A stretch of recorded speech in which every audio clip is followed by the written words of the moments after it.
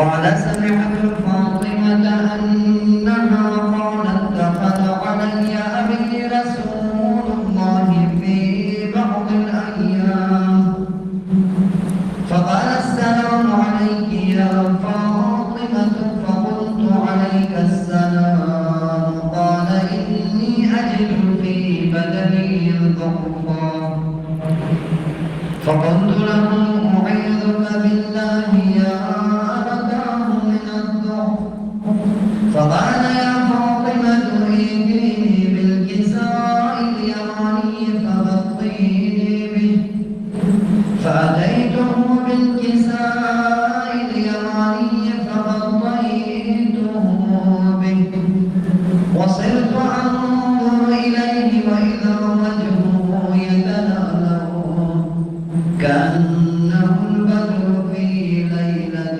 تمامه وكماله. اللهم صل على محمد وآل محمد. فما كانت إلا ساعة وإذا بولدي الحسن قد أقبل وقال السلام عليك يا أمه فقلت وعليك السلام يا قرة عيني وثمرة فؤادي فقال يا أمه إني أشم عندك رائحة طيبة كأنها رائحة جدي رسول الله فقلت نعم إن جدك تحت الكساء فأقبل الحسن نحو الكساء وقال السلام عليك يا جداه يا رسول الله أتأذن لي أن أدخل معك تحت الكساء فقال وعليك السلام يا ولدي ويا صاحب حوضي قد آذنت لك فدخل معه تحت الكساء. اللهم صل على محمد وآل محمد. فما كانت إلا ساعة وإذا بولدي الحسين قد أقبل وقال السلام عليك يا أمه فقلت وعليك السلام يا ولدي وهمت فؤادي فقال لي يا أمه إني أشم عندك رائحة طيبة كأنها رائحة جدي رسول الله فقلت نعم إن جدك وأخاك تحت الكساء فدنا الحسين نحو الكساء وقال السلام عليك يا جداه والسلام عليك يا من اختاره الله أتأذن لي أن أكون معكما تحت الكساء فقال وعليك السلام يا ولدي ويا شافع أمتي قد أذنت لك فدخل معهما تحت الكساء. اللهم صل على محمد وآل محمد. فأقبل أهل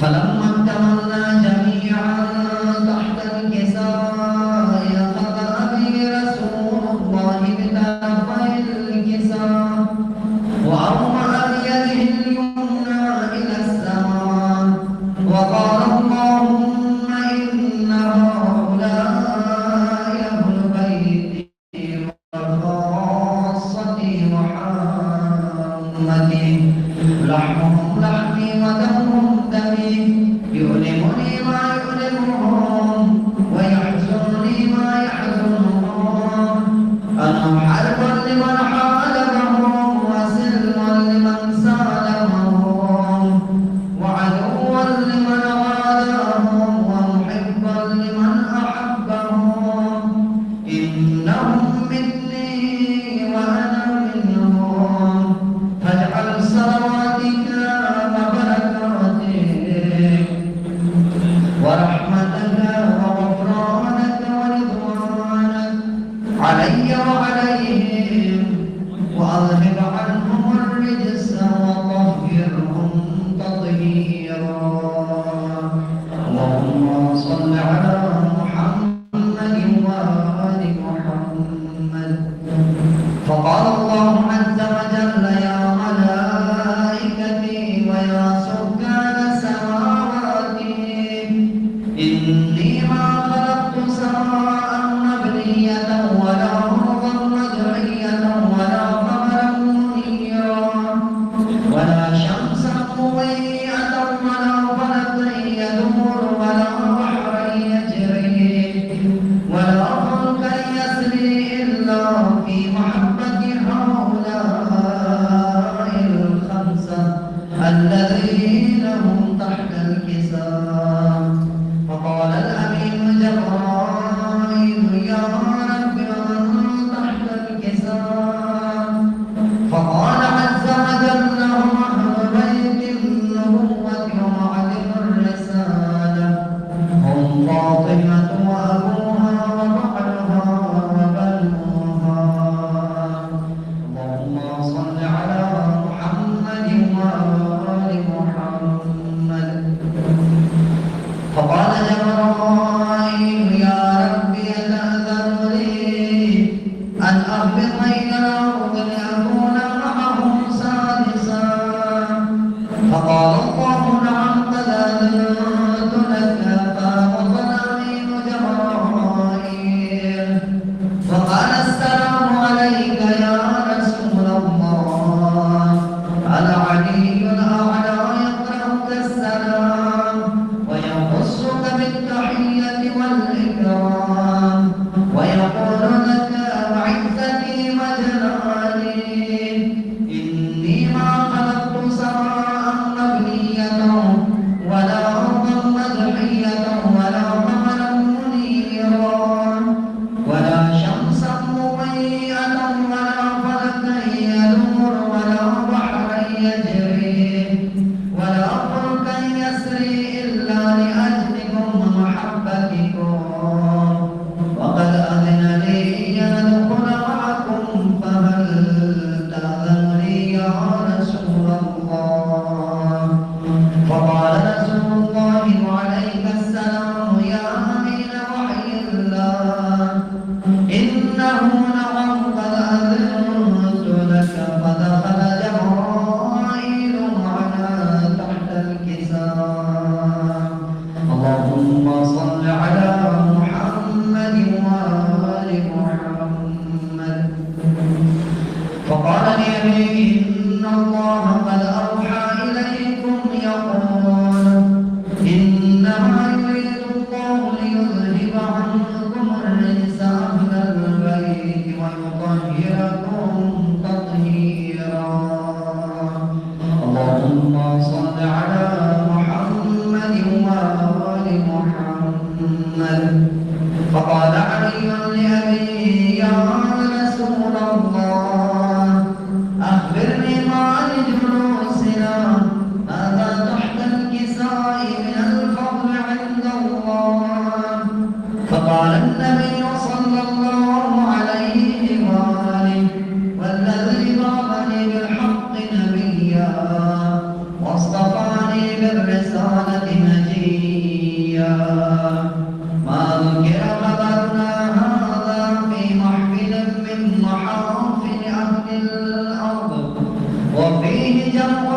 شيعتنا ومحبينا إلا ونزلت عليهم الرحمة وحفت بهم الملائكة واستغفرت لهم إلى أن يتفرقوا. فقال علي عليه السلام: إذا والله فزنا وفاز شيعتنا ورب الكعبة.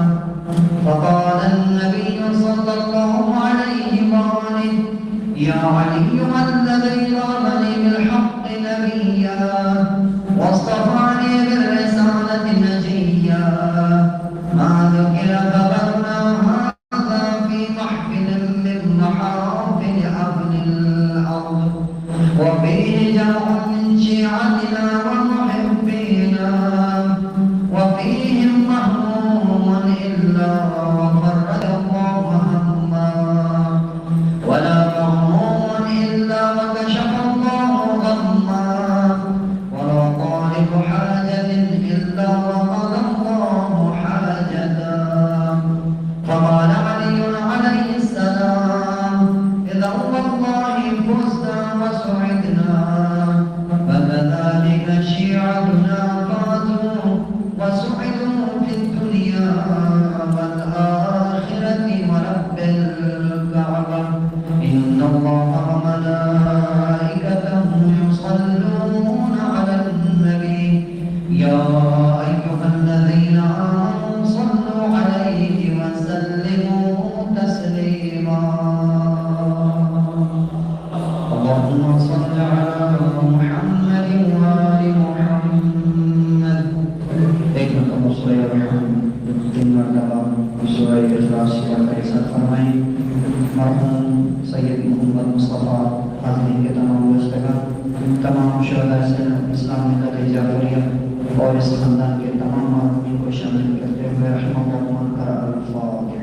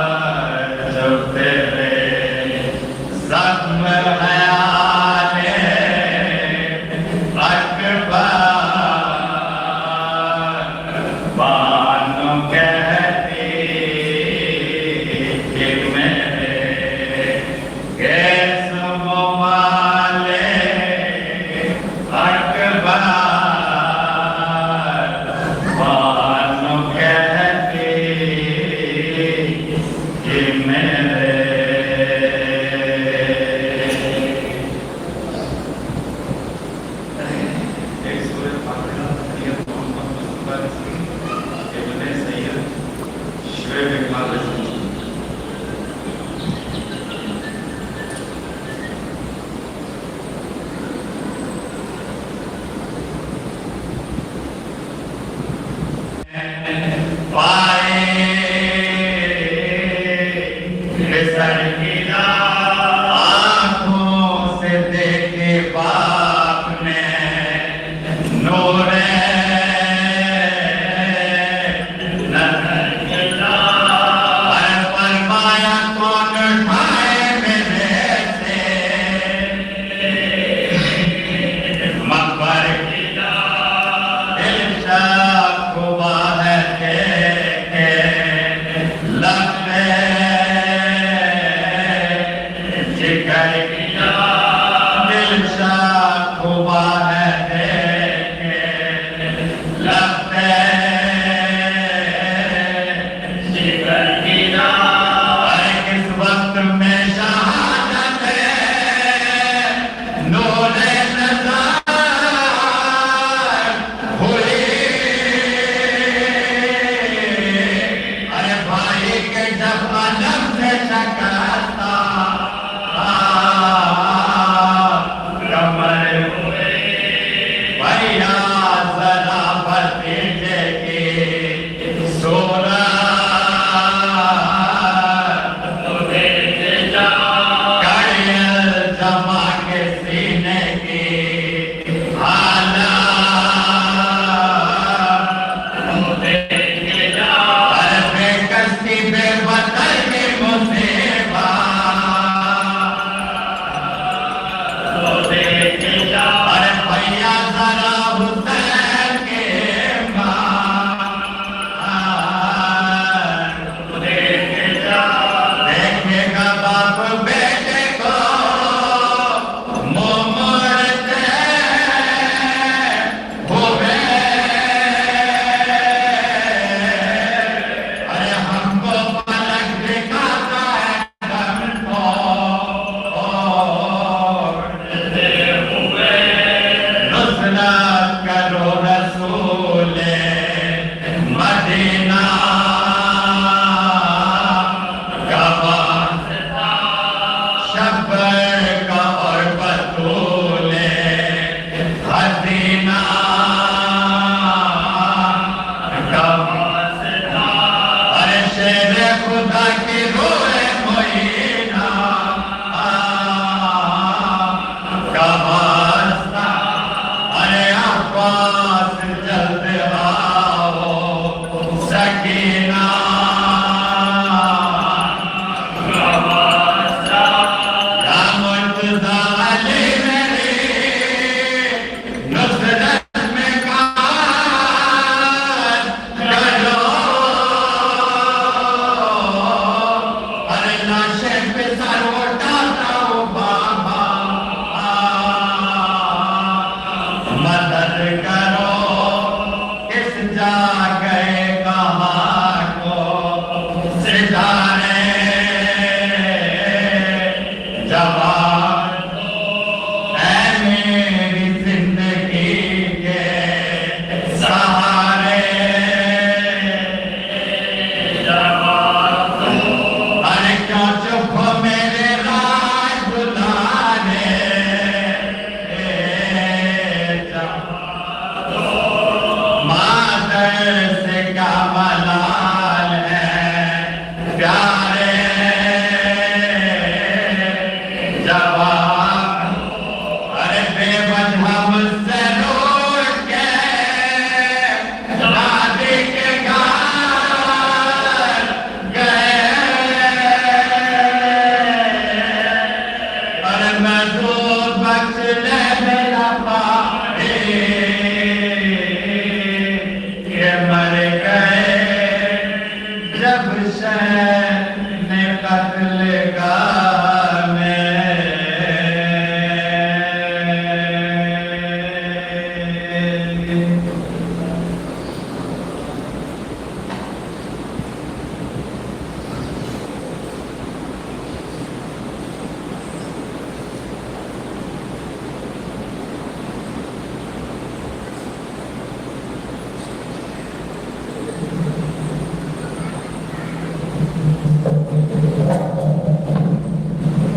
اور میں منتظر ہوں مولانا محمد علی شیخ صاحب سے کہ وہ آئیں اور مجلس جلم سے خطاب کریں. مولانا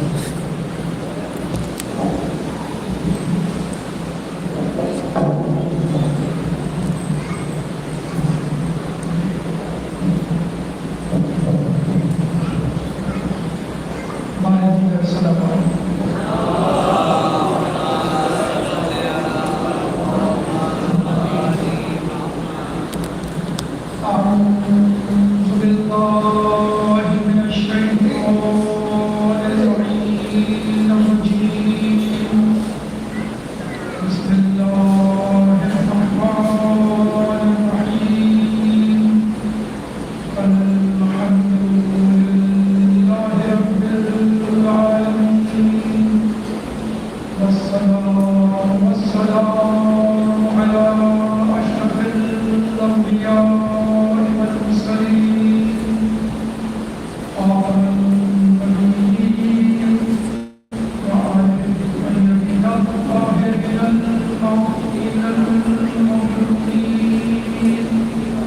ولعنة الله على أعدائهم وأجمعين من القرآن إلى أيام يوم الدين. أما بعد قال الله تعالى من القرآن المجيد والقرآن الحميد إنما يريد الله ليذهب عنكم الرجس أهل البيت ويجعلكم تطهيرا.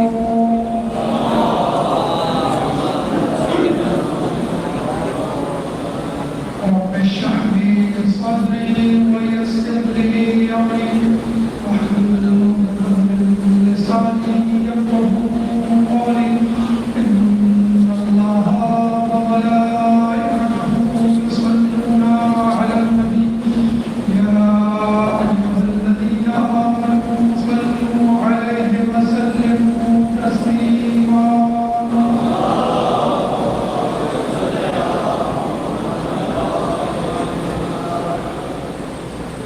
مجلس تحریر مجلس ایثار صحاب برائے چہلم سید مصطفیٰ رضوی ابن سید شعیب رضوی. ہمارے وہاں مرحوم کے لیے جہاں بہت سارے اعمال کروائے جاتے ہیں وہاں ایک مجلس بھی برپا کی جاتی ہے. پہلے تو ایثار ثواب کا مطلب سمجھ لیجیے. ایثار عربی لفظ وصلہ یا وصلوں سے نکلا ہے یعنی پہنچانا، ثواب پہنچانا. اس کو مرحوم. حدیث میں آیا ہے کہ انسان کے 3 دوست ہوتے ہیں. ایک وہ جو مرنے کے ساتھ ہی ساتھ چھوڑ جائے، دوسرا وہ جو قبرستان تک ساتھ دے، اور تیسرا وہ جو قبر کے اندر کے انسان کے ساتھ جائے اور وہاں پر اس کو عذاب الہی سے بچائے.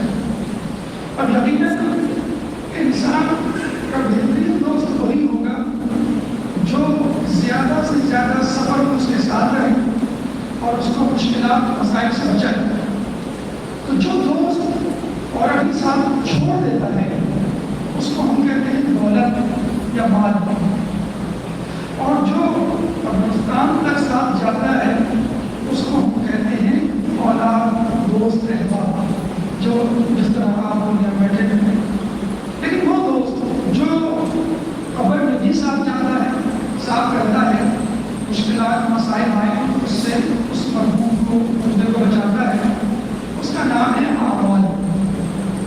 تو یقیناً کے بعد واضح ہو جانی چاہیے کہ انسان کو سب سے زیادہ فکر اپنے اس دوست کی ہونی چاہیے کہ جو اس کے ساتھ قبر کے اندر نہیں جائے گا اور نہ صرف جائے گا بلکہ مصیبتوں سے، برزخ کی مشکلات سے اس کو بچائے گا، یعنی نیک اعمال. اس کے بعد فکر ہونی چاہیے دوست اقربا خاندان کی. اور سب سے آخر اگر کسی چیز کی فکر کرنی ہے تو وہ مالی، کیونکہ یہ سب سے زیادہ بے وفا ہے ان تمام ان تینوں دوستوں میں. لیکن عزیزان گرامی، بڑے افسوس کے ساتھ کہنا پڑتا ہے کہ انسان سب سے زیادہ فکر آج کل کے زمانے میں اسی مال کی کر رہا ہے. چاہے نوجوان ہو چاہے بوڑھا ہو، ہر کسی کو اپنی جائیداد، ہر کسی کو اپنی تنخواہ، ہر کسی کو اپنے بینک اکاؤنٹ کی فکر ہے. اور اس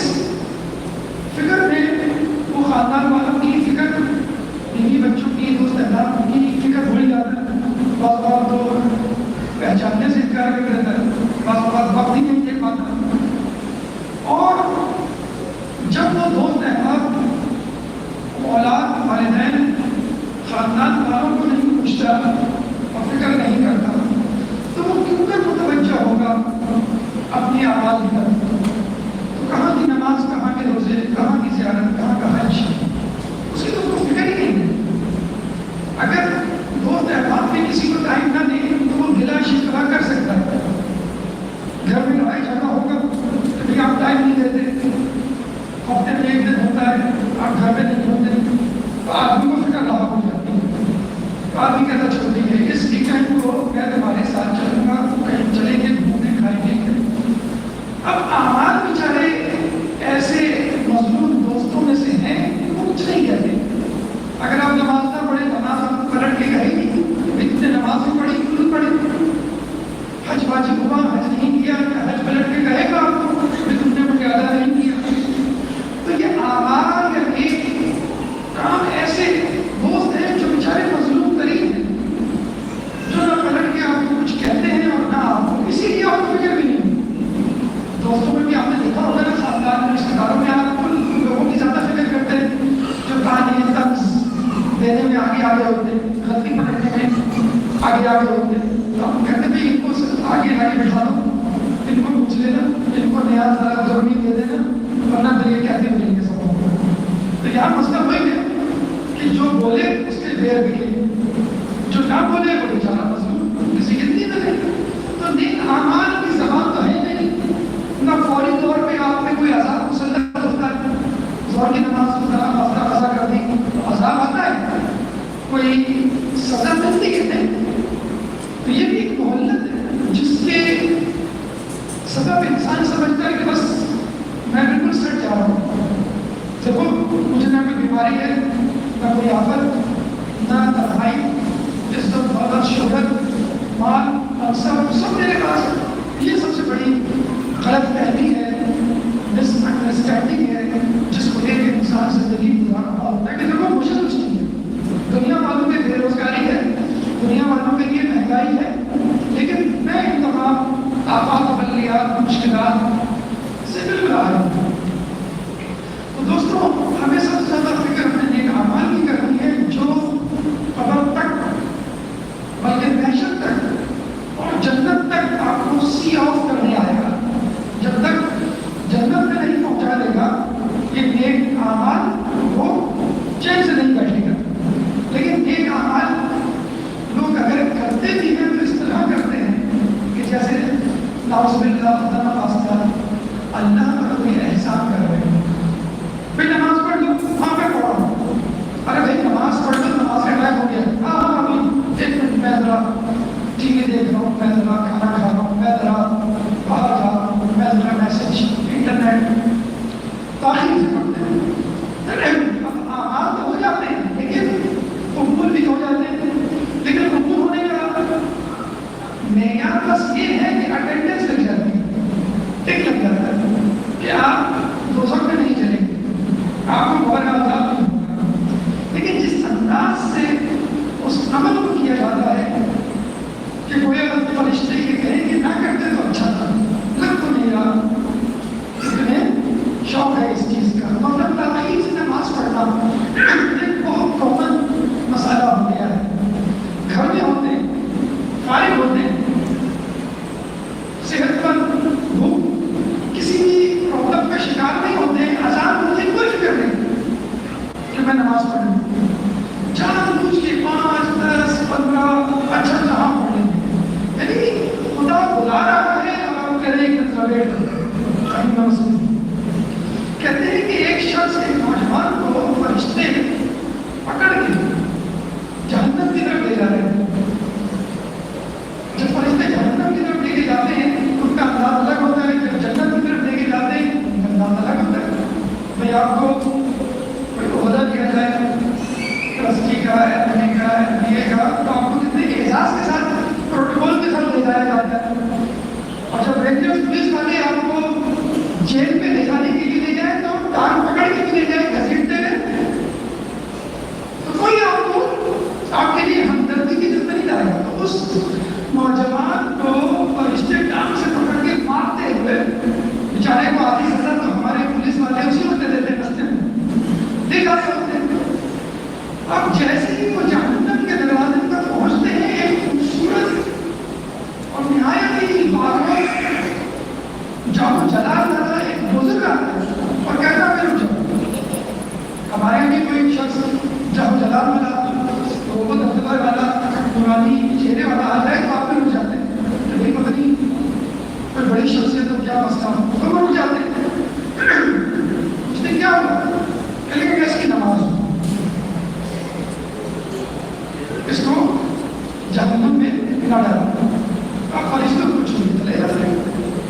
وہ کپڑے جھاڑتے ہوئے اٹھتا ہے اور وہ کہتا ہے عجیب آدمی ہے آپ، شکریہ میں بات میں ادا کروں گا، آپ یہ تو بتائیے میں آپ کو دور سے دیکھ رہا تھا کہ آپ ساتھ ساتھ میرے چل رہے تھے اور یہ مار رہا تھا، بے عزتی کر رہا تھا، لاتوں گھوسوں سے میری مہمان نوازی کر رہا تھا اور آپ کچھ نہیں بول رہے تھے، اور دروازے درے جہنم میں آپ نے کہا بچوں کیا پہلے کہتے تھے تو اتنی بات نہ کرتی ہے، ان لوگوں نے سب بے عزتی تو نہ ہوتی، اتنی تاخیر سے کیوں آئی؟ تو وہ نورانی بزرگ کہیں گے میں تیری نماز ہوں، اگر تو میرے لیے تاخیر نہ کرتا تو آج میں تیرے لیے تاخیر نہ کرتا۔ تو اگر ایک عمل کرنا ہے اس طرح نہ کیجیے کہ آپ کو جہنم کے دروازے میں لا کر اور پھر چھوڑا جائے۔ درود پڑھتے محمد علیہ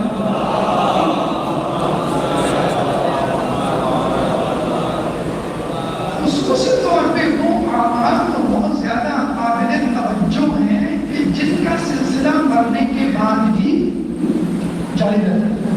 کون نہیں چاہتا کہ میں سو رہا ہوں اور میرا میٹر پروفٹ کا چلتا ہے؟ آج کل ایک جو بہت یوز ہوتی ہے پیسے انکم۔ پیسے انکم کیا ہے کہ آپ نے امیزون کے اسٹور پر اپنا پروڈکٹ ڈال دیا، اب آپ سو رہے ہیں، اب پروڈکٹ بک رہی ہے۔ 9 to 5 والا معاملہ نہیں ہے کہ دکان کھول کے بیٹھیں گے، 5 بجے دکان آفس پر، 8 بجے دکان پر، کوئی آیا کوئی دکان بند ہو چکی ہے، کل آ تو 24 آور چل رہا ہے۔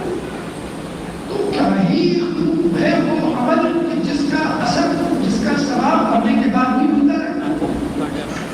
ایک تو نیک اولاد جو انسان چھوڑ کے جائے اور اس کے لیے دعا کرے، اس اسباب کی مدد سے کرے، اس کو فائدہ پہنچانے کے لیے کوئی نیک عمل کرے۔ ایک اس کا کوئی صدقہ جاریہ، مثلاً یتیم کی مدد، مدرسے میں کولر لگوا دیا، مسجد میں سب بچھا دی، یا کچھ بھی کچھ رقم کسی کو دے دی کہ مرنے کے بعد بھی وہ دعا کر رہا ہے اور آپ کو اس کا ثواب مل رہا ہے۔ کوئی ایسا نیک عمل جو آپ کی وجہ سے شروع ہوا ہو، مثلا آپ نے دیکھا ہوگا کہ جب نماز کا وقت ہوتا ہے تو بزرگ تبھی پرہیزگار مومنین گھر کے حالات لے آتے ہیں، نوٹ کرتے ہیں بھائی نماز کا وقت ہو گیا، بھائی نماز کا وقت ہو گیا، حسن فجر میں اٹھ جاؤ بیٹا۔ تو یہ جو عادت آپ کو ڈلوا رہا ہے شخص، آپ کے ابو ہوں، آپ کی امی ہوں، آپ کے بڑے بھائی ہوں، بڑی بہن ہوں، آپ کی زوجہ ہوں، کوئی بھی جو آپ کو عمل اور نماز کی عادت ڈلوا رہا ہے، جو آپ بڑے ہو کر کہتے ہیں کہ بھائی مجھے یہ عمل وقت کی نماز میری ماں نے کروائی، جب بھی وقت کی نماز ہوتا ہے تو فوراً دروازہ کھڑا ڈالیں گے، چلو بیٹا نماز پڑھو، سب چھوڑو پہلے نماز پڑھو۔ اگر والدہ محترمہ کا انتقال ہوتا ہے، والد کا انتقال ہوتا ہے، بڑے بھائی کا انتقال ہوتا ہے، بہن کا انتقال ہوتا ہے، جس نے آپ کو عمل وقت نماز کی عادت ڈلوائی، اب جب جب آپ عمل وقت نماز پڑھیں گے اس کو ثواب ملتا رہے گا، چاہے وہ زندہ ہو چاہے مردہ۔ تو نیک اعمال، امر معروف و نہی عن المنکر کی روایت کا بلکہ اس کو رکن دین کہا گیا، امر معروف و نہی عن المنکر۔ تو یہ بھی ایک عمل ہے جو عمل مرنے کے بعد انسان کے اس کو پیسے انکم کے طور پر اس کا میٹر، اس کی نیکی جاری رہتا ہے۔ ضرور پڑھتے محمد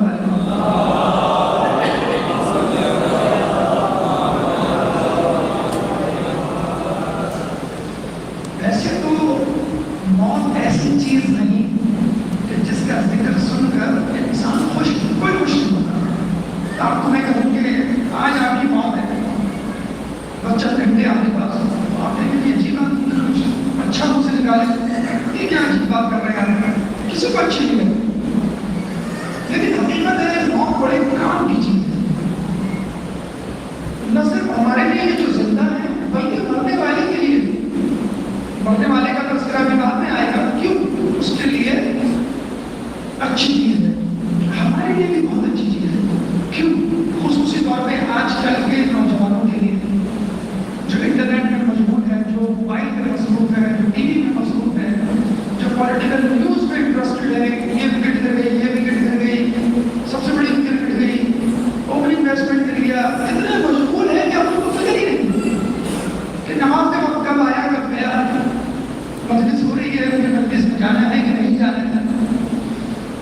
تو دیکھا جائے ایک تو وہ انسان ہے کہ جو نیکوکار ہے، نیکی میں مشغول ہے، ایک وہ انسان ہے جو گناہ میں مصروف ہے، ایک نیکوکار ہے، ایک گنہگار ہے. ان دونوں کے درمیان یعنی بلیک اینڈ وائٹ ایریا کے درمیان ایک گرے ایریا ہے، کنفیوز، ویگ، مشتبہ ایریا، جس کو ہم کہتے ہیں غفلت.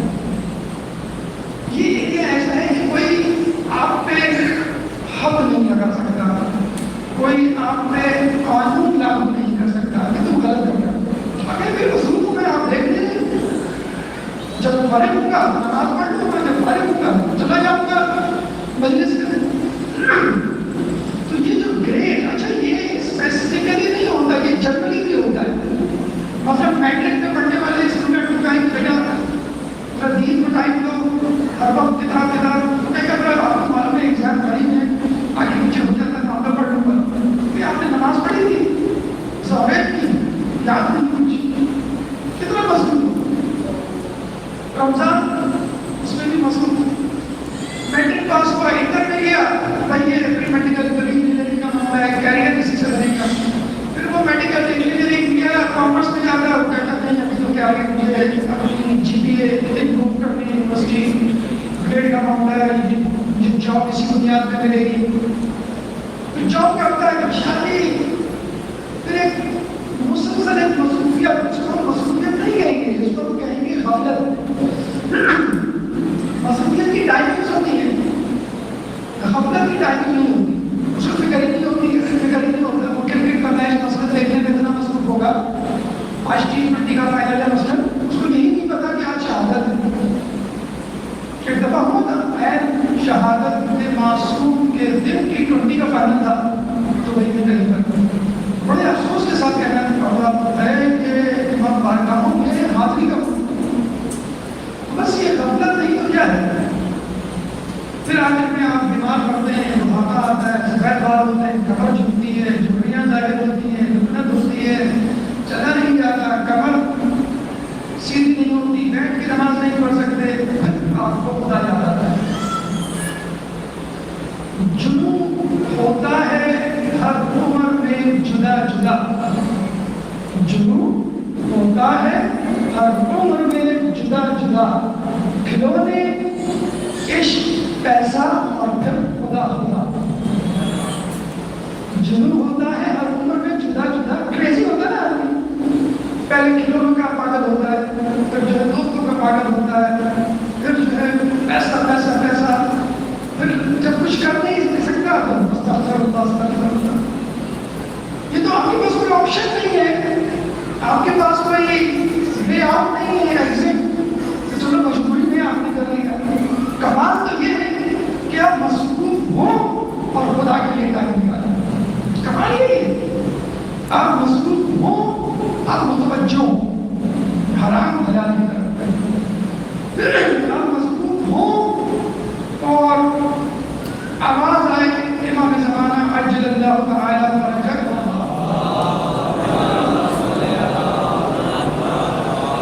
کا ظہور ہو گیا تو آپ فوراً اٹھائیے. یہی تو کمال ہے. ورنہ کون سی آیت ایسی ہے، کون سی حدیث ایسی ہے کہ جس میں آپ کو دولت کمانے سے منع کیا گیا ہے؟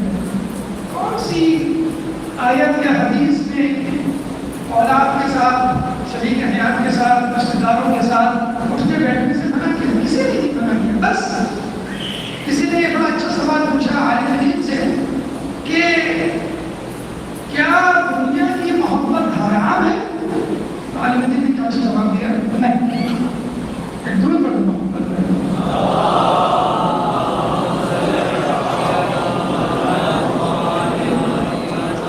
کیا دنیا کی محبت حرام ہے؟ عالم دین نے جواب دیا نہیں، بشرط یہ کہ دنیا کی محبت خدا کی محبت پر غالب نہ آئے. بس کروڑ پتی بننے سے، ارب پتی بننے سے کوئی نہیں روکتا. آپ مصروف رہے، کوئی نہیں روکے گا.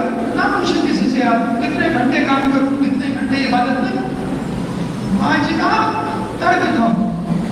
بس محبت جن سے منع کیا گیا ہے اس میں آپ کا پاؤں نہ بڑھے.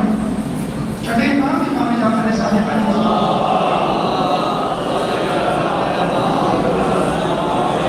کے پاس ایک شخص آیا, کہنے لگا میں فلاں جگہ جا کر تجارت کرنا چاہتا ہوں, وہاں دینا چاہو. نہیں سر, آپ نے منع کر دیا.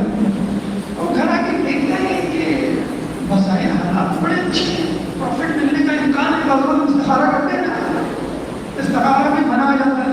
آپ نے کیا کیوں نہ کرتا تو اچھا تھا, اتنی اچھی بزنس اپارچونیٹی. اچھا, بزنس کے لیے استخارہ ناپسندیدہ ہے, یاد رکھیے, بزنس کے لیے استخارہ ناپسندیدہ ہے.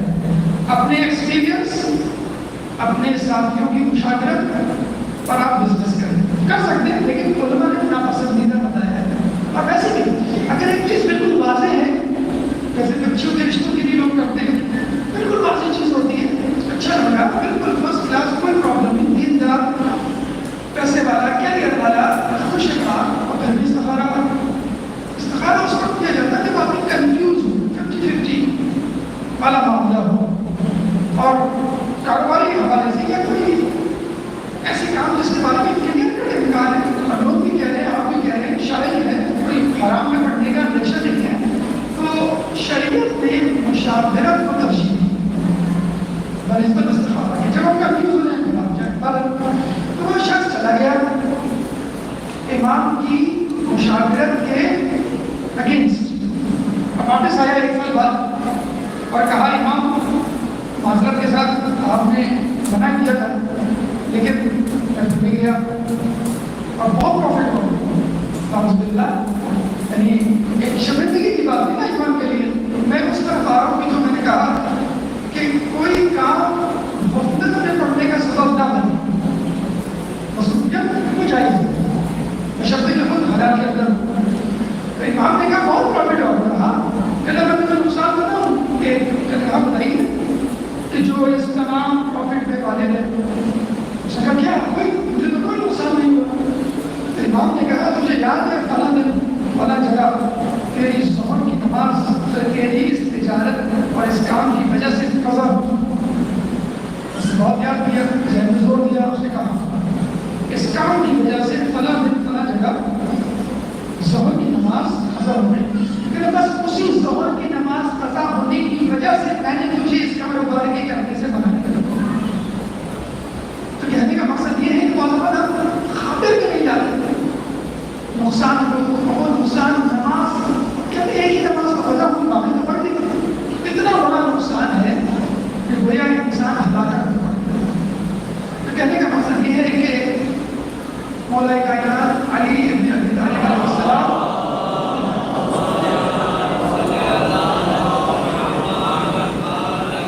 فرماتے ہیں کہ لوگ سو رہے ہیں, مریں گے تو جائیں گے.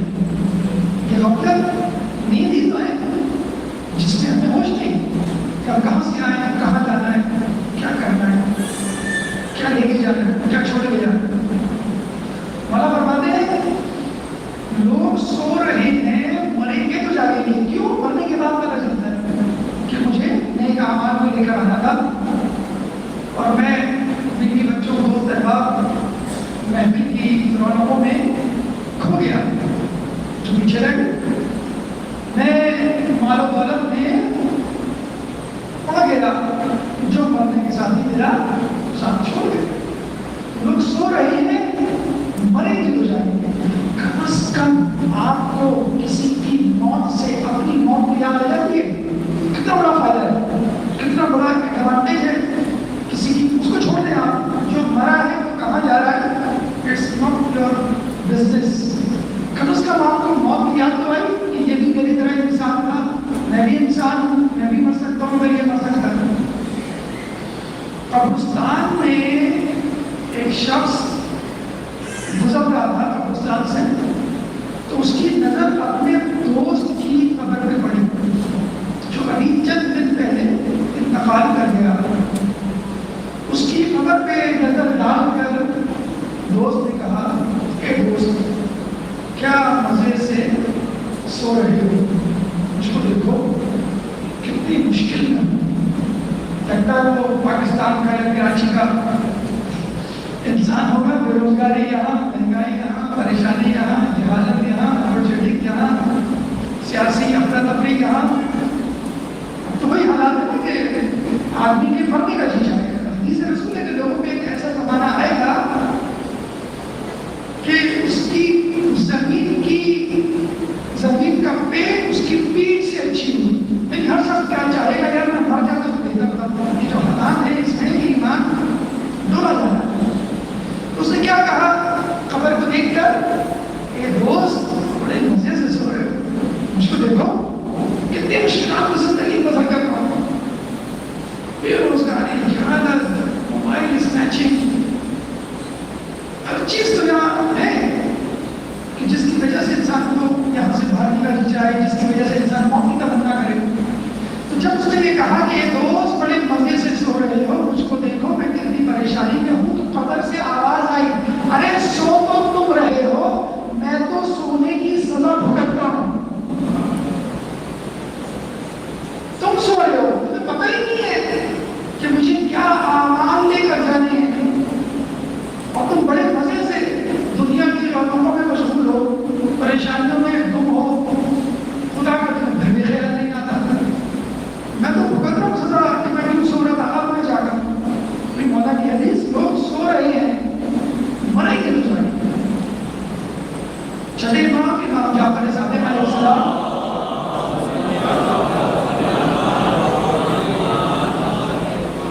ایک بہت خوبصورت حدیث جو عموماً موت کے وقت، جنازے کے وقت، سویت کے وقت، کھیلوں کے وقت یاد آتی ہے. کیا مفہوم حدیث ہے؟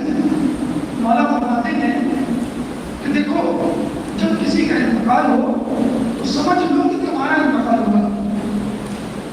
جب کسی کو غسل دیا جا رہا ہو، کسی مردے کو، سمجھ لو کہ تمہیں غسل دیا جا رہا ہے. ہم دیکھتے ہیں نا، لیکن خیال نہیں آتا کہ ہمیں بھی مرنا ہے. امام کہتے ہیں جب غسل دیا جا رہا ہو تو سمجھ لو کہ تمہیں غسل دیا جا رہا ہے. جب اس کو کفن پہنایا جا رہا ہو تو سمجھ لو کہ تمہیں کفن پہنایا جا رہا ہے. جب اس کو کاندھے میں اٹھا کر قبرستان لے جایا جا رہا ہو تو سمجھ لو کہ تم کو کندھا دیا جا رہا ہے. جب اس کو دفنایا جا رہا ہو تو سمجھ لو کہ تمہیں دفنایا جا رہا ہے. اور جب تم گھر پلٹو اور صبح اٹھو تو سمجھ لو کہ اللہ نے تمہیں دوبارہ ایک اور زندگی دی.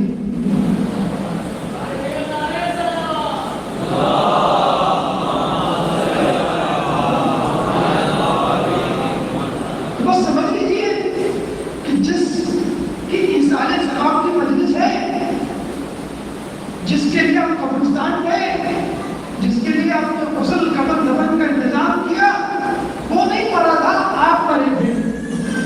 اب آپ کہیں گے کہ بھائی میں تو یہاں مجلس میں بیٹھا ہوں، میں تو نہیں مرا تھا. تو بس سمجھ لیجیے اللہ نے آپ کو ایک اور چانس دیا. جو جانے والا تھا اللہ نے اس کا امتحان لے لیا، وہ امتحان میں کامیاب ہو گیا، وہ مرض کی صعوبتوں میں گزر کر سرفراز ہو گیا، آزمائش میں پورا اتر گیا. آپ اور میں ابھی پاس نہیں ہوئے، اسی لیے اللہ نے مجھ کو اور آپ کو ایک اور چانس دیا. تھوڑا سا اور جیو، تھوڑا سا اور جیو. جو گیا ہے اس نے میں نے امتحان لے لیا تھا، وہ کامیاب ہو گیا تھا. اس لیے چوتھے امام سجاد علیہ السلام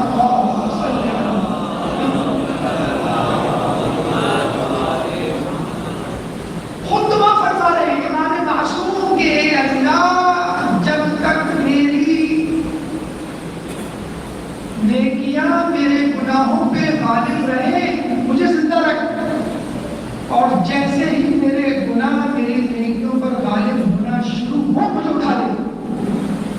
یعنی جب تک میرا اسکور پلس میں ہو، پروفٹ میں ہو، نیک اعمال اوپر ہو، بد اعمال نیچے ہو، تو مجھے زندہ رکھ. اور جب تم یہ دیکھ بس اب میں گیا، اب میں گناہوں میں ملوث ہوا، بس اس سے پہلے اٹھا دے مجھے. امام معصوم، امام زین العابدین، عابدین کی زینت، جتنے کبھی کوئی گناہ نہیں کیا مجھے دعا کر رہے، تو ہم نے اور آپ کو پوری دعا کرنی چاہیے.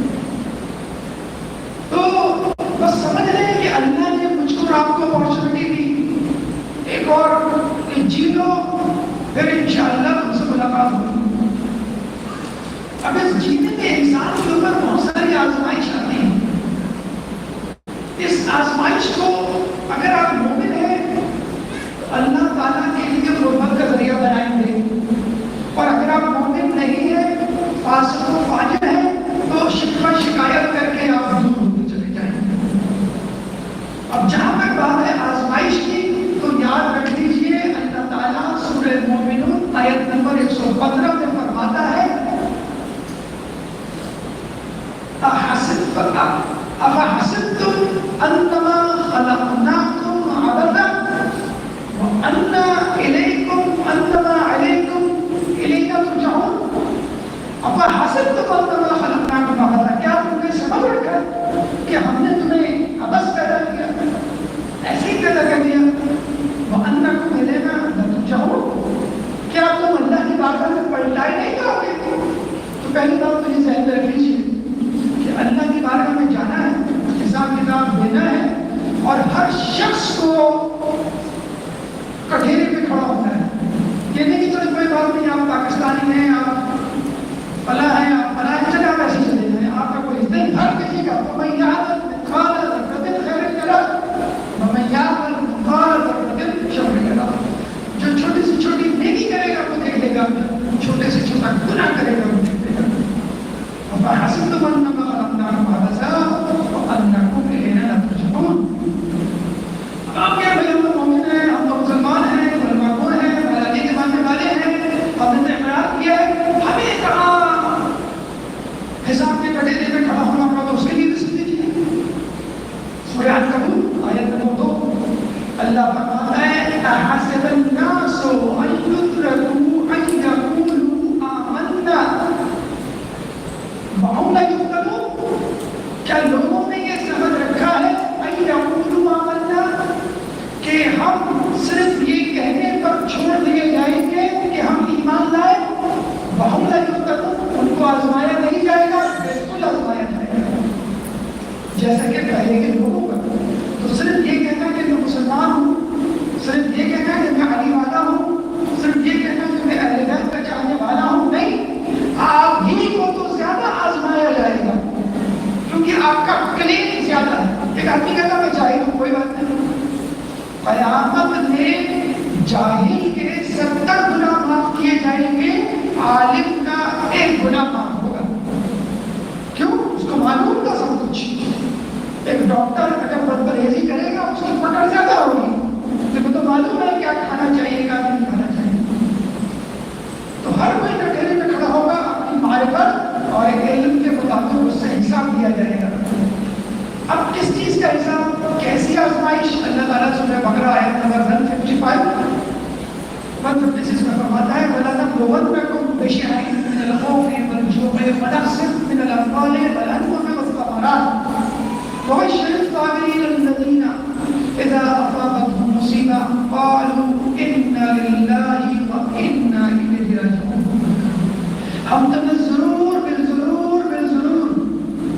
انگلش میں کہتے ہیں you should do it, you should be trying، اور امتحان لیا جائے گا، اور اگر تاکید زیادہ کرنی ہو تو ہم کیا کہتے ہیں you must be accountable, you must be trying، اور زیادہ کرنی ہو تو پھر انگلش میں کوئی لفظ نہیں، should ہے اور must ہے،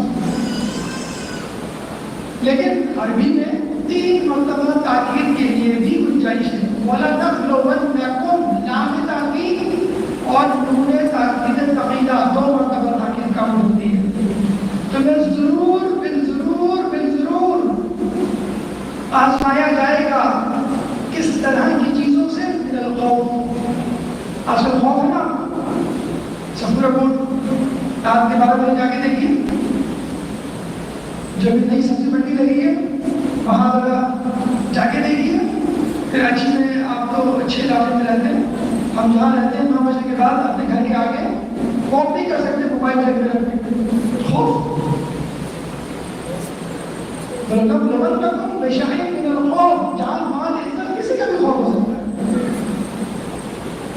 والجوع اور بھوک، بے روزگاری بھوک، مہنگائی بھوک، پہلے 3 وقت کھاتے تھے، چائے نہیں پیتے تھے، 11 بجے اسنیک نہیں چلتا تھا، 3 وقت کا کھانا، کسی جگہ 2 وقت کا کھانا، پہلے روٹی بہت مشکل سے پڑتی تھی، اب دال روٹی پہ گزارا میرا جو خوف سے اور بھوک سے، مناسب من الاموال، مالوں کی کمی سے، ڈپریسیشن، کورونا میں ہوا تھا نا، تنخواہ جو بڑی تھی وہ گھٹا دی گئی، ابھی جو ہے وہ کٹ ڈاؤن کر دیا گیا، ہمیں کام کرنا تو کرو ورنہ جاؤ، اگر ترقی ہوگی تو کوئی فائدہ نہیں، مہنگائی سے زیادہ مناسب من الاموال، برکت ختم ہو گئی ہے۔ جب بھی کہا جاتا ہے کہ مال میں کثرت کی دعا نہ مانگو بلکہ مال میں برکت کی دعا مانگو۔ پہلے شادیاں ہوتی تھی، ہمیں یاد ہے 1 ہفتے پہلے خاندان والے آپ کے گھر میں آ کے بیٹھ جاتے تھے، 1 ہفتے پہلے شادی کے کھانے سے پہلے 1 ہفتے کا کھانا آپ ان کو کھلاتے تھے، کوئی پوچھتا نہیں تھا۔ اب کوئی آ جائے تو آپ کہتے ہیں بھائی فون کر کے آتے ہیں، ہمیں تو کہیں جانا ہے، کیا کھانے کا وقت آتا ہے تو منہ بن جاتا ہے، ضرور نہیں کھانے کا وقت آئے، اب آدمی کہاں سے انتظام کرے، حالانکہ فون پہ کھانا موجود ہے، پہلے تو خود پکانا پڑتا تھا۔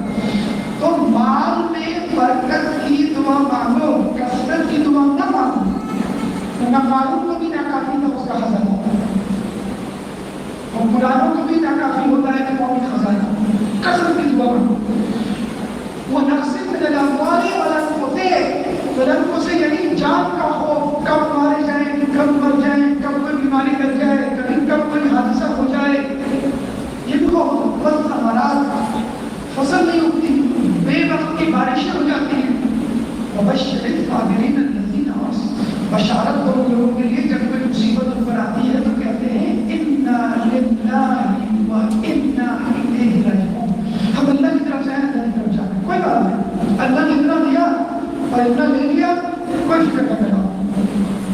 کہتے ہیں جو جملہ ہے انا للہ و انا الیہ راجعون، کلمہ استرجاع، مولا کائنات علی ابن ابی طالب علیہ السلام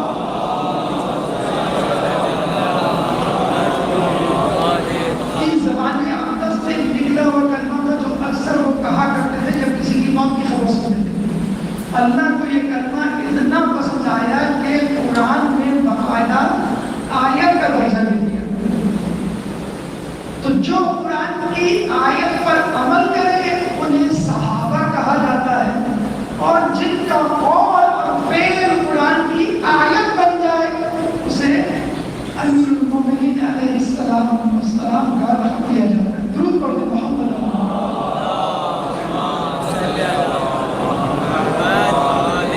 دیکھیے، موت کسی کے لیے کراہیت ہے اور کسی کے لیے خوشخبری ہے۔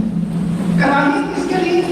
ابو ذر غفاری رضی اللہ تعالیٰ عنہ سے کسی نے پوچھا کیا وجہ ہے کہ انسان موت سے ڈرتا ہے؟ ابو ذر نے کہا کہ کیا تم نے کچھ آگے کے لیے بھیجا ہے؟ وہ کہتے نہیں، پوچھنے والے نے کہا نہیں، میں نے تو نہیں آگے بھیجا، لیکن ایک عمل۔ تو ابو ذر نے کہا کہ تم نے اپنی دنیا آباد کر رکھی ہے اور آخرت برباد۔ کوئی انسان آبادی سے بربادی، ویرانی، سنسان علاقے کی طرف جانا پسند؟ اگر آپ کو ابھی کہا جائے کہ جیل جانا ہے، جائیں گے آپ؟ نہیں۔ آپ کو کہا جائے کہ ایتھوپیا جانا ہے، نہیں۔ آپ کو کہا جائے دبئی جانا ہے، سعودیہ جانا ہے، امریکہ، یورپ، کینیڈا جانا ہے، آپ فوراً تیار ہو جائیں گے۔ کیوں؟ یہاں کا لائف اسٹائل بہتر ہے، سہولیات ہے، منافع ہے، انکم زیادہ ہے، مستقبل روشن ہے۔ آپ نے اپنی دنیا کو آباد کر لی ہے، ڈگری اچھی لے لی ہے، ایجوکیشن ہے، کیریئر ہے، پیسہ ہے، جائیداد ہے، لیکن ایک اعمال وہاں کے لیے نہیں تیار ہے۔ آپ آباد جگہ رہ رہے ہیں اور جانا کہاں ہے؟ سنسان جگہ۔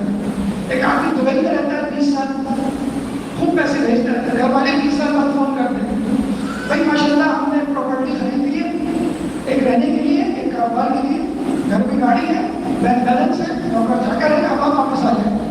تو آپ واپس آئیں گے کہ نہیں آئیں گے؟ آپ کہیں گے یار ماشاء اللہ جس مقصد کے لیے آیا تھا میں دبئی، وہ مقصد پورا ہو گیا، اب میں گھر جا کے صرف آرام کروں گا، اب آپ آئیں گے واپس۔ پہلے آپ دبئی جانے کے لیے تڑپ رہے تھے، اب آپ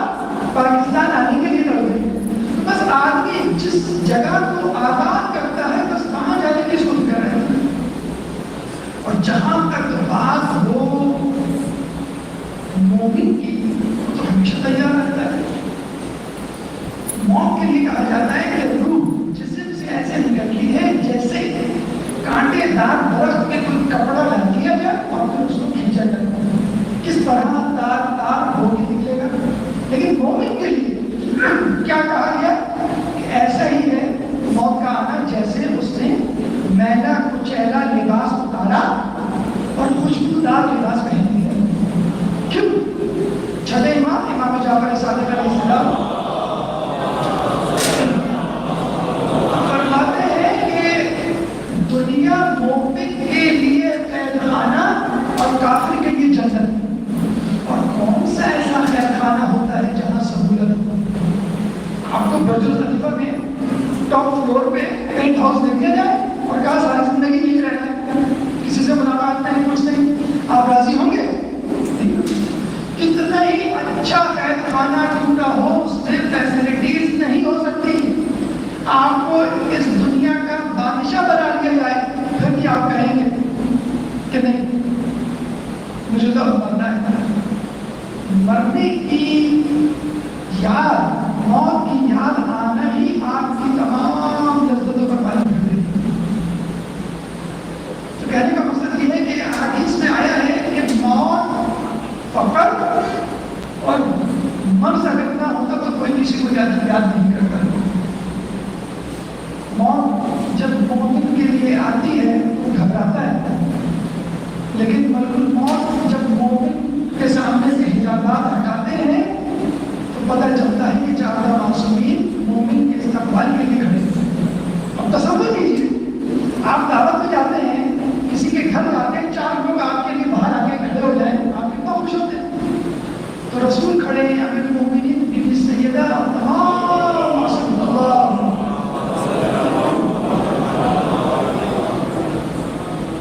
وہ کہتا ہے کہ مجھے جلدی لے چلو, مجھے بہترین جگہ جا رہا ہوں, چھوڑو جنت چاہتا ہوں, مجھے تو یہ شخصیات عزیز ہے, مجھے ان کے ساتھ رہنا ہے. کامل مومن تو یہی کہتا ہے مجھے فکر نہیں جنت ہو سکتی, مجھے تو فکر ہے میری اہل بیت, میں ان کے ساتھ ہوں. تو فرشتے یہ آیت پڑھتے ہیں, یا ایھا النفس المطمئنہ ارجعی الی ربک راضیۃ مرضیہ, الی ربک, اپنے رب کی طرف چل سکتے مطمئنہ راضیۃ مرضیہ, تو اس سے راضی تو مجھ سے راضی, فادخلی فی عبادی وادخلی جنتی, میرے عبادت گزار بندوں میں شامل ہو جا, جنت میں داخل ہو جا. یہ جب ہم دیکھتے ہیں کربلا کے شہداء شہادت سے پہلے ان کے چہرے کے نور میں اضافہ ہو رہا تھا. حبیب ابن مظاہر جیسا بڑا شخص مذاق کر رہا ہے, شب عاشور لوگ کہہ رہے ہیں یہ مذاق کا وقت نہیں ہے, ارے ہم تو بس اب جنت میں جانے والے ہیں, ارے اب تو ہم رسول اللہ کا دیدار کرنے والے ہیں, ارے ہم تو جنت کی نعمتوں سے بہرمند ہیں. کہنے کا مقصد یہ ہے کہ مومن موت سے نہیں گھبراتا, بلکہ موت مومن سے گھبراتی. وہ جانے کے لیے ہم سے تیار ہے, کیونکہ یہ بہانہ ہے علی سے ملاقات کا, یہ بہانہ ہے چارہ معصوم. عزیزان گرامی, بس یہ گزارشات آپ کے سامنے رکھنی تھی کہ دنیا ایک خیر خانہ ہے اور ایک عبرت کا نشان ہے. آپ کی عزیز ترین شے اگر راہ خدا میں قربان ہو جائے تو آپ دل چھوٹا نہ کریں. خود اللہ فرماتا ہے لن تنالوا البر حتى تنفقوا مما تحبون, تم اس وقت تک اچھائی اور نیکی کے درجے پر نہیں پہنچ سکتے جب تک اپنی اچھی چیز میں بہترین چیزوں میں سے کوئی چیز نہ پیش کرو. اور کہتے ہیں کہ بوڑھے باپ کے کاندھے پر جوان اولاد کا جنازہ سب سے بڑا بوجھ ہوا کرتا ہے. مصطفیٰ نامی لڑکا نوجوان اولاد تھا اپنے باپ کی, ذرا پوچھیے اس باپ سے کہ اس باپ نے وہ جنازہ کیسے اٹھایا ہوگا. کہتے ہیں کہ بیماری پہلے نہیں ہوا کرتی تھی, انسان فوراً ہی پر جایا کرتا تھا, صحت مند گھنٹہ گھنٹہ. ابراہیم علیہ السلام کے زمانے میں لوگوں نے دعا کی, اللہ ہمارا دل اچھل کے حلق میں آ جاتا ہے, گھنٹہ گھنٹہ نوجوان ایک دم سے بڑھ گیا. اللہ نے پھر بیماری پیدا کی, بڑھاپا پیدا کیا,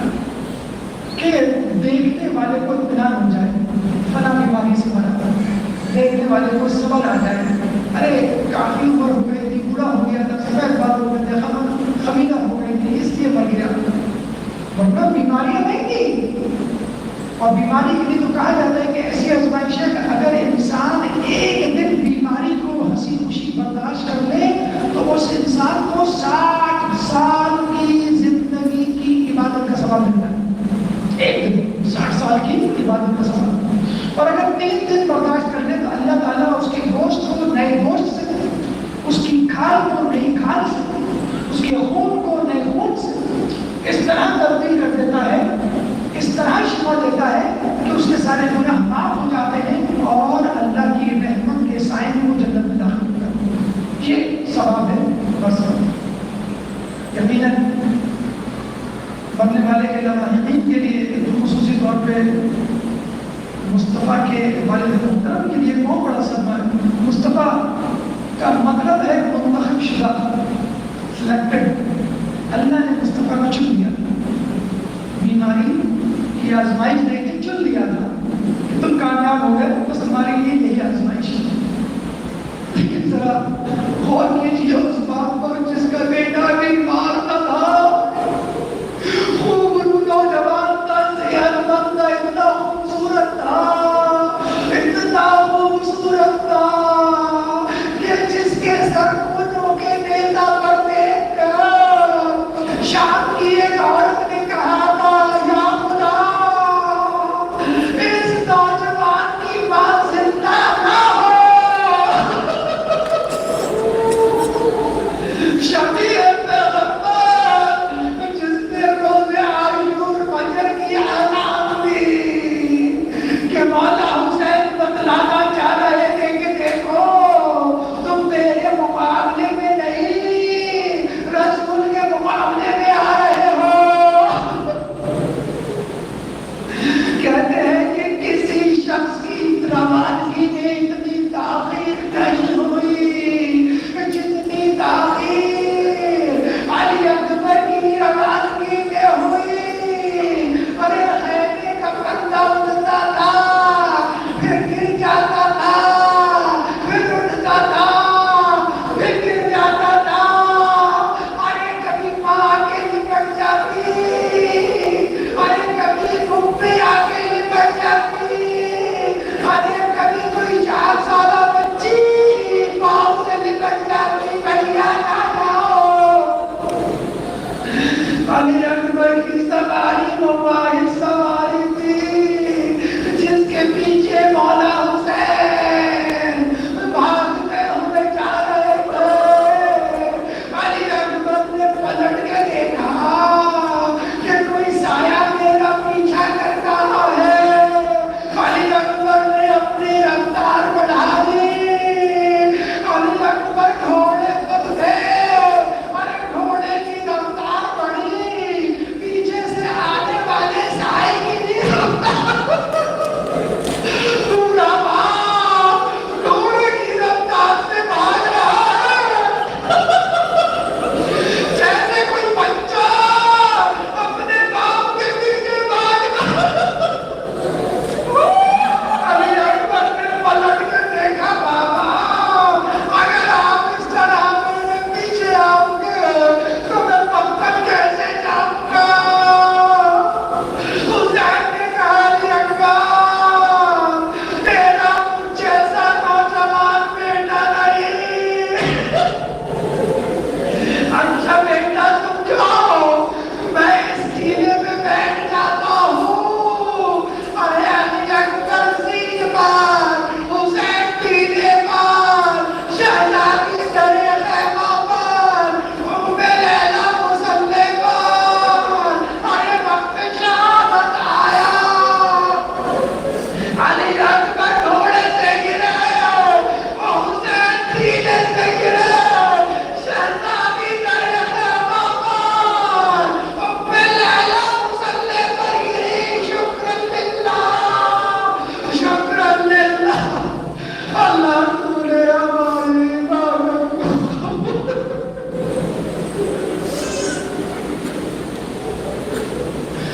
سے آنے والی ذرا ایسا نہیں بڑوں کو بھی برکات قبول کرو. جو کچھ پڑا سماج کے آنے میں تو پریشان ہے، پریشان جو بے روزگار ہے اس کے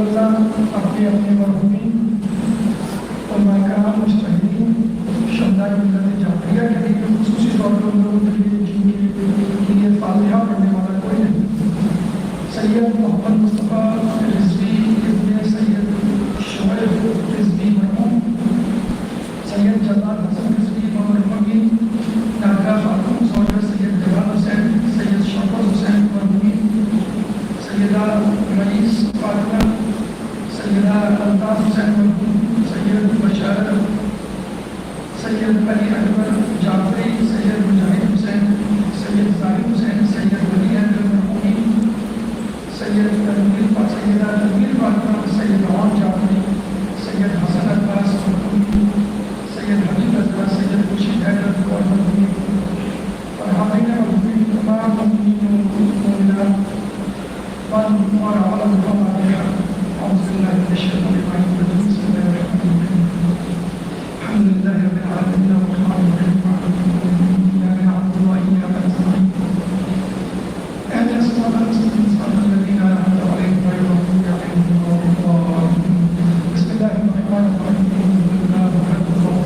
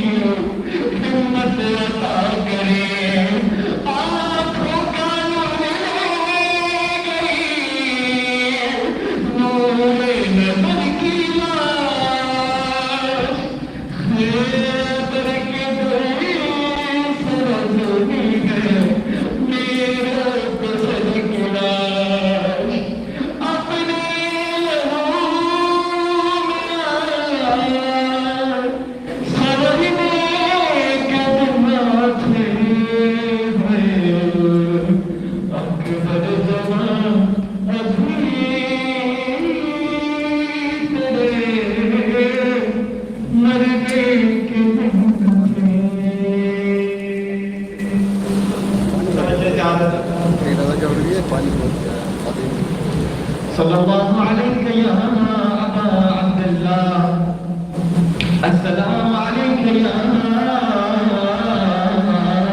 أبا عبد الله السلام عليك يا ابن رسول الله السلام عليك يا ابن أمير المؤمنين وابن سيد المرسلين السلام عليك يا ابن فاطمة الزهراء سيدة النساء العالمين السلام عليك يا خديجة الكبرى أم المؤمنين السلام عليك يا زينب الكبرى بنت أمير المؤمنين السلام عليك يا أبا الفضل العباس يا ابن أمير المؤمنين السلام عليك يا رقية بنت الحسين السلام عليكم جميعا شهداء كربلاء ورحمة الله وبركاته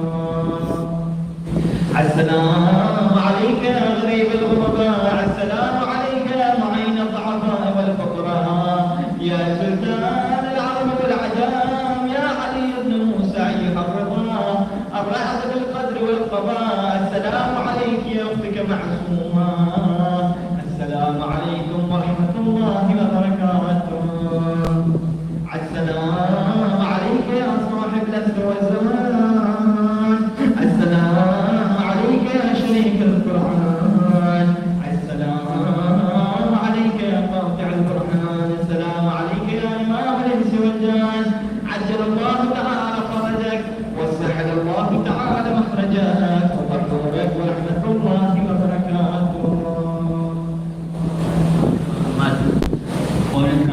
یہ فاتح و نظر کا اتمام ہے آگے تشریف لے جائیں نظر اور فاتحہ کی طرف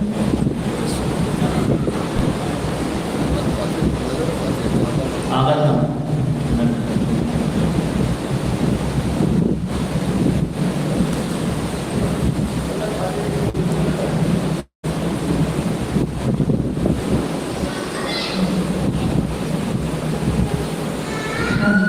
بسم الله الرحمن الرحيم